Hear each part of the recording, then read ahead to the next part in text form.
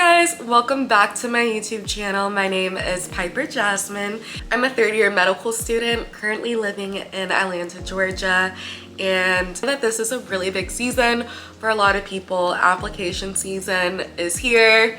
A lot of you guys are applying to med school, and I'm so proud of you for putting yourself out there and wanting to join this really beautiful field of medicine. I really wish that I was able to get a video out about like primaries and MCAT and stuff. I've just been so busy with my step 1 and starting rotations, but I'm gonna try really hard to at least get a video like every 2 weeks out just about the medical school application process, just so me and you, like, we're in this application process together. Like I said, I'm gonna try my hardest every 2 weeks to release a new video related to applying to med school and the medical school application timeline. I know that it's a really tough process, and I'm here for you guys. Hopefully, you know, me uploading the video like every 2 weeks, it can allow you guys to kind of have like a little check-in as well, and making sure that you're on the right path and doing the right things when it comes to applying for medicine. So today's current date right now is September 18th, 2025. So if you're watching this video, I am hoping and praying that you already submitted your primary. And at this point in your medical school application cycle, you should either be, really, I would say you should kind of be wrapping up your secondaries. Maybe you're doing secondaries for schools that you added last minute, or maybe you're just taking a little time, but I would probably get all of my secondaries in by the end of September. So you guys have 12 days. So no pressure. I know you guys can do it, but I would really kind of set a deadline for September 30th being that last day doing secondaries. Let's submit that and get like our interviews like start rolling in. If you are not, that being said, I do think that this video will really pertain to like secondary since we are over the primaries. If you do have any questions like on primaries, like if you're interested in applying next year, next cycle, or you still haven't submitted it, I would be happy to answer any questions. But just a little FYI, this video will probably gear towards those who are in like the secondary application process. I'm going to give you guys all of my tips so you don't make the same mistakes that I made during my secondary application process. I thought I would share some of the biggest mistakes that I made while applying, so you guys can not only save yourself money but also time, because these applications, as you probably know, they're expensive and it's a lot of stuff you have to do, like essay wise and question wise. I have 5 big mistakes that I made during my secondary application process that I'm gonna share with you guys during this video, so you guys have an amazing medical school application cycle. And like I said,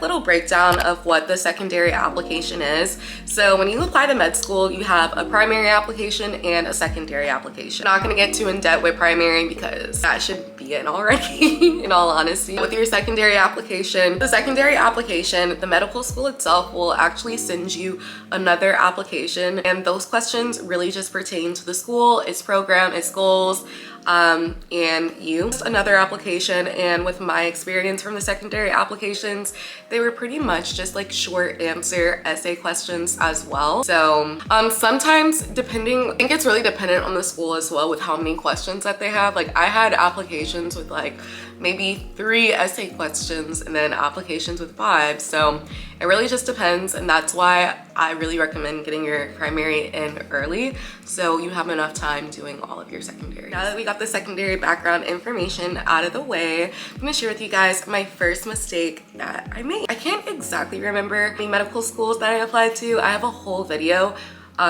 back when I was in college, like during my application cycle, if you guys want to watch that. I've seen, and what I'm pretty sure that I did myself to remind people to be conscious about, is that some schools, they will screen out your MCAT score to receive a secondary. So when you have, so really like this number 1 like mistake is not doing your school research. It's really important if you want to save some money, okay? If you're new to this whole application process, paying each school, every application. So every primary you send out, I think it was like $43 a primary to each school.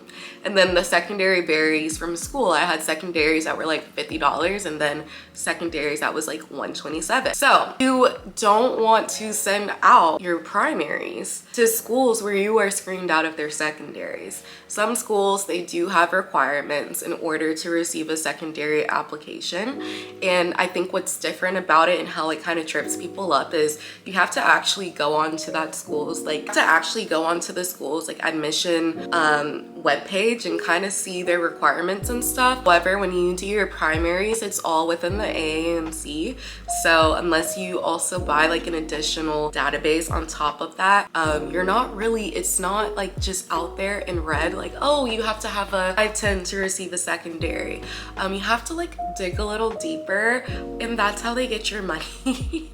So definitely do your research, because you don't want to waste your money sending out your primaries to schools that aren't going to give you a secondary, because that's money that you could have been spending on another secondary at another medical school. Does that make sense? One mistake that I see a lot of people doing, and I don't even remember how I found out about that. I think probably like on Reddit, because I was like, oh, they like screen out your primaries. Wow.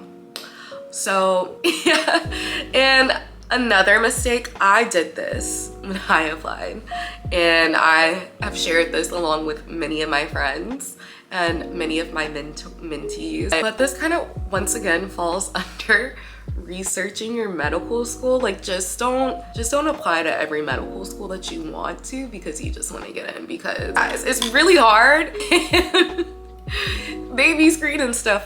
For example, to medical schools that were in Texas, like I sent my primaries to them. However, like some schools don't accept out-of-state students, or if they do, it's like 1%. And then that's when I would like use the database to see where that 1% of students were geographically in the United States. And guess what? Like it wasn't in Georgia. So like I spent my money on schools like in Texas and Louisiana, and I never received a secondary. Well, no, I think I did receive a secondary for some of them, but for the Texas schools, I think I didn't receive a secondary because I wasn't a Texas resident. Definitely when I applied to Louisiana, I didn't get an interview because I didn't have strong ties, and yeah, I didn't see that. I didn't see that in the admission requirement. Yeah, so I wasted like $300 on applications for those schools because I didn't do enough thorough research. And I think like in the site, I probably like was a little bit more organized with my application process. Probably imposter syndrome, but I feel like I wasn't supposed to get into med school. So like the whole time I was applying, like I was kind of just going in with a blind eye. And I should have probably had like an Excel sheet with all this information, like do they accept out of state, yes, no, whatever. So avoid that mistake, you guys. That I see some people do is not like utilizing some of the essays that they have already rewritten, just in terms of like kind of people saying how long the secondaries can take and all of that. I think that once you have about like 3 secondaries done, you should be able to kind of manipulate some things. What I have started doing, especially like after my first year of med school, I had to do a lot of applications for like my summer programs. And so now what I actually do is I have a combined document of all of my application essays for literally anything. It's already written, and so that way I can kind of just like mix and move things, add things, or change it to whatever the question is. So when you're doing your secondaries, I would definitely like, you don't have to have a like new renowned story every single time, you know, like answer the question to your best capabilities, obviously shine and like sell yourself. It's also okay to reuse information from another application. What you sent to Louisiana work, they're not gonna know, you know, like you just need a seat. So I also have kind of just seen people, you know, you want to work smarter. You want to make more time for yourself in this application cycle to really perfect your application.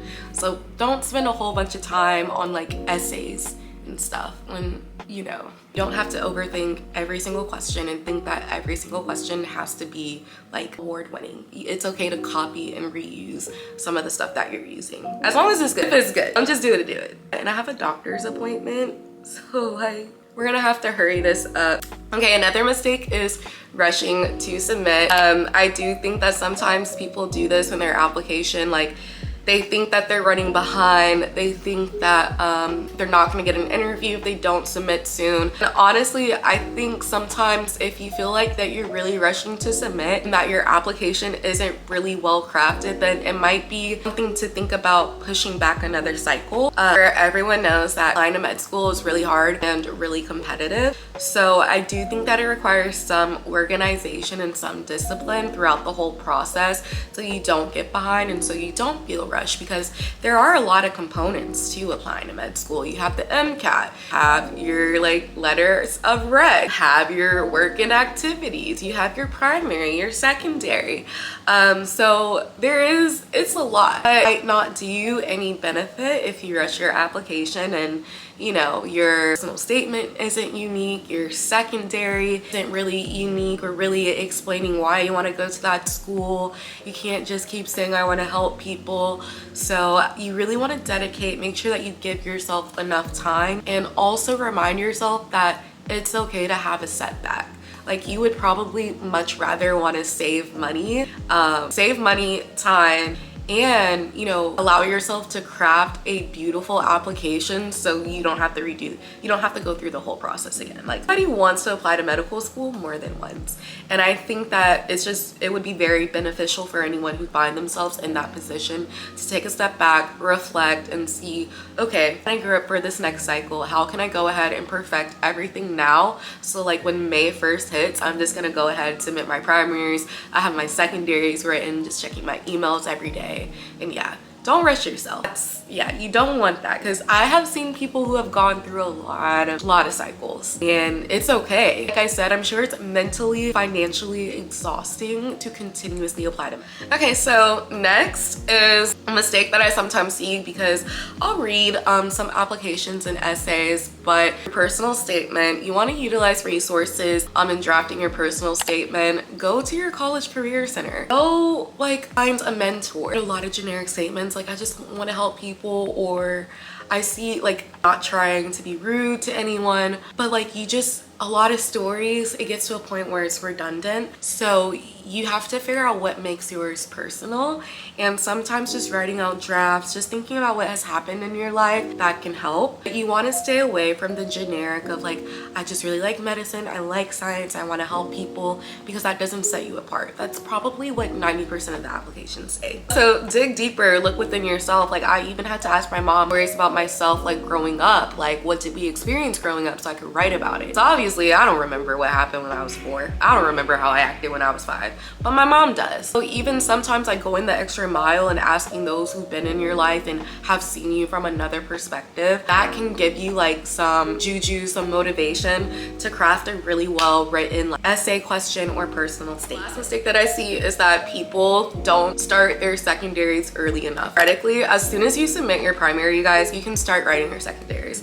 A lot of the times these schools have not changed their questions, or they're on Reddit, or they're somewhere online where you can start drafting, and you don't even have to like complete the full draft. But so by the time that you get your secondary, like, you can submit it, because as soon as you submit your secondary, sooner where you can get an interview, that's sooner where you could find out whether or not you made it into medical school. So please, please, please do not underestimate the time that it's to write secondaries, because like I said, they're pretty much mini essays, and it can range from like 10 to 10 questions. You truly don't know. If you chose to apply to 30 schools and send out your primary 30 times, you're gonna have 30 secondaries to write. So don't wait until you get that email like, complete your secondary, congratulations, you got the secondary application. Like, don't wait until then, because from my experience, a lot of my secondaries came like within the same time frame as well. Like within the same week, they were coming back to back. And you will be very overwhelmed if you're in the middle of school, the middle of work, and all of a sudden you have like 30 essays to write. And some schools, they have a deadline of you have to submit your secondary within 2 weeks of this email. So this kind of goes with being prepared for applying to med school and being disciplined and organized. So you don't want to underestimate the hard work that it takes to applying. So those secondaries are brutal, you guys, but it's part of the application cycle, and I really hope that this video helped you guys. I also think secondaries allow you to have a better chance to shine as well, because these questions are more centered to like the program's mission, the program's values, and also who you are as a person. Like, you only see so much on your primary, and your primary also includes numerical data like MCAT, the GPA, your courses, the grades, the transcript. But in your secondaries, like, you can really tell some stories in there, and it's you really the time to leave your mark and have those people be like, oh wow, I really want to meet this person in person, on Zoom. I really want to interview them. I really want to see what they can bring to medicine. I really believe that they want to go into this career, and that is the time to convince the people reading it that you are ready for this medical career. If you guys found this video helpful, don't forget to give this video a thumbs up and to subscribe, and also comment down what mistake you're going to avoid while applying to medical school. Thank you guys for watching, and I hope to see you next time. Bye. I just wanna know if you my friend. I just wanna know if you pretending.